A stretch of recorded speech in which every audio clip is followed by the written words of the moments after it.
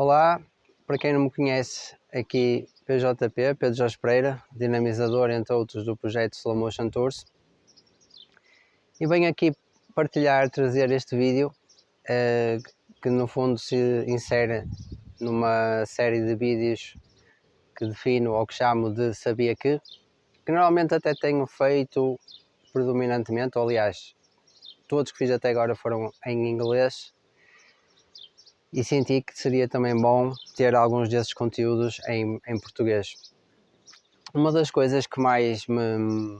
Bom, antes de passar para o tema propriamente dito, fica aqui a habitual sugestão.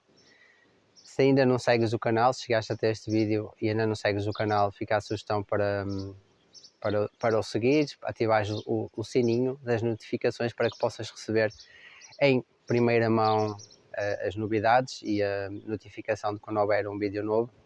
E também, claro, o meu objetivo principal ao realizar estes vídeos é partilhar o conhecimento, aumentar o nosso conhecimento sobre a nossa história, sobre as nossas raízes, também contribuir a alguns níveis ou a vários níveis para uma sociedade mais educada, por assim dizer. Então, se sentes que este vídeo é interessante e pode também ser interessante para outras pessoas, agradeço muito e será ótimo se o puderes partilhar. Fica aqui essa nota. Passando então para o tema do vídeo de hoje, propriamente falando, uma das coisas que mais me fascina, que mais me motiva quando exploro os sítios mais rurais, por assim dizer, é encontrar os traços que se vão perdendo da nossa história, da nossa identidade, das nossas raízes também e das tradições. Algumas têm vindo a perder-se, ou muitas ao ritmo muito acelerado, e por isso, por vezes, é ainda mais valioso nós notarmos nestes elementos do património que muitas vezes passam despercebidos, passam um bocado ao lado, ou que simplesmente nem sequer sabemos nada sobre eles. Por isso é uma das coisas que mais gosto quando estou, principalmente nos sítios mais rurais, explorar e encontrar esses recantos. E o tema, ou a principal motivação para fazer este vídeo hoje, é com uma questão ou com um elemento que eu menciono várias vezes, ou muitas vezes nos percursos ecossociais que dinamizo, nos Eco-Social Tours, do Slow Motion Tours.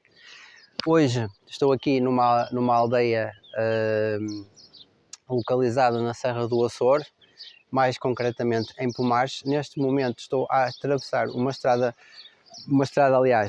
ponte romana. Aparentemente não é um caminho propriamente muito importante, mas indo diretamente ao tema,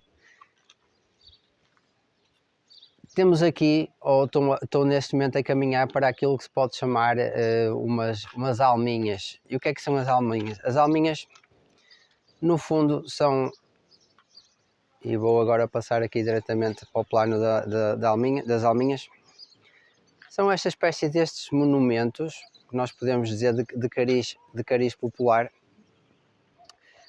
que primordialmente têm um cariz religioso. Portanto, normalmente as alminhas estão associadas a uma certa divindade, a um certo santo, e neste caso em particular é muito interessante que nós podemos ver ali a data 1690, portanto estamos a falar de um monumento já do século XVII.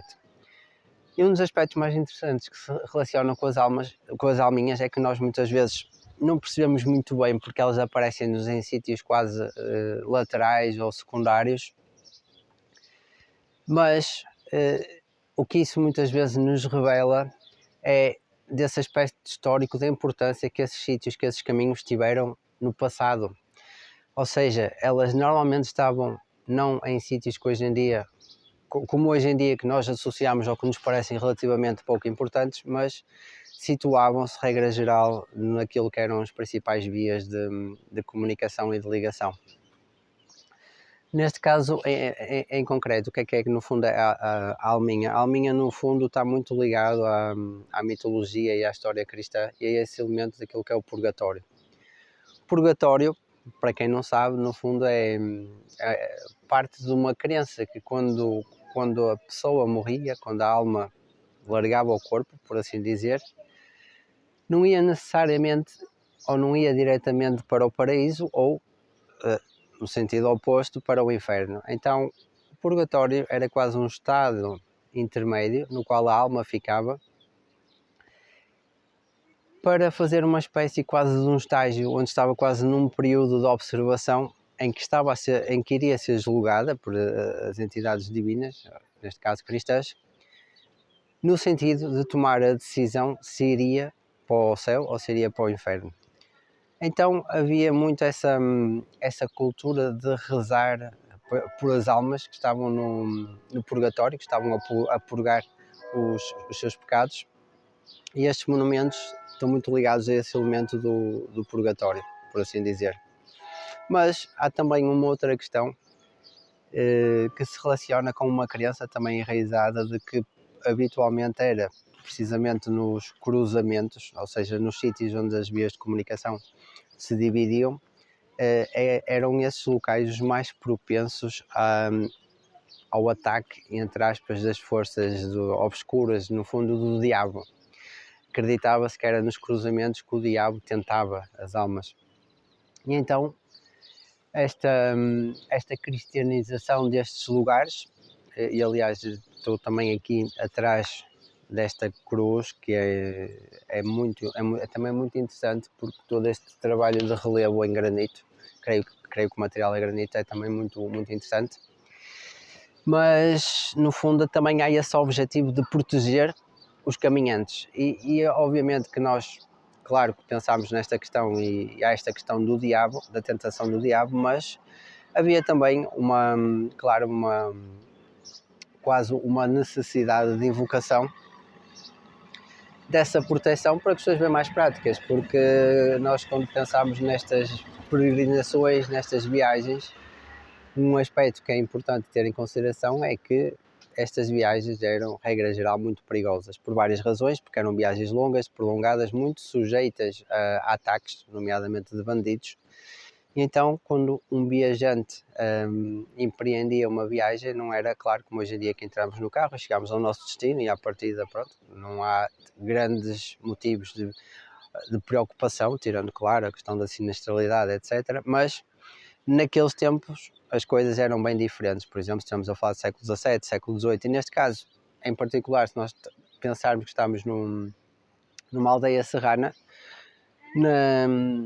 entre as montanhas, estes percursos entre povoações, entre montanhas, eram muitas vezes muito perigosos. Também havia o risco de ataque de animais selvagens, nomeadamente nesse tempo, por exemplo, o lobo era muito mais abundante. Infelizmente hoje em dia só subsistem pequenas populações.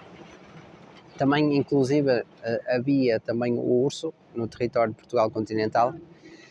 Portanto, havia todo um conjunto de circunstâncias e de perigos que ameaçavam os viajantes ou as pessoas que simplesmente se deslocavam de algumas aldeias para as outras. Por isso, a importância e digamos assim, a razão pelo qual havia tantos destes chamados monumentos, destes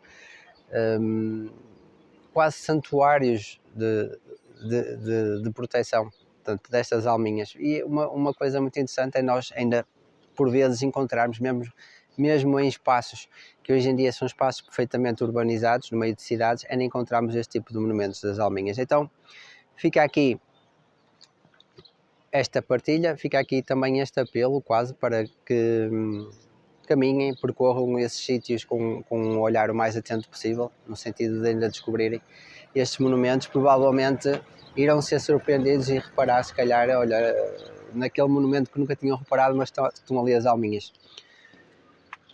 Bom, então, obrigado por teres assistido este vídeo, espero que tenha sido interessante para ti. Mais uma vez o apelo habitual, se sentes que foi interessante e que pode ser interessante para outras pessoas que conheças, sente claro à vontade para partilhar. Obrigado por teres assistido, espero também ver-te ou contar contigo nas próximas partilhas e, claro, acima de tudo, ou antes de tudo, também, quem sabe, podermos caminhar juntos ou em alguma das outras atividades dinamizadas pelo Slow Motion Tours. Obrigado, até breve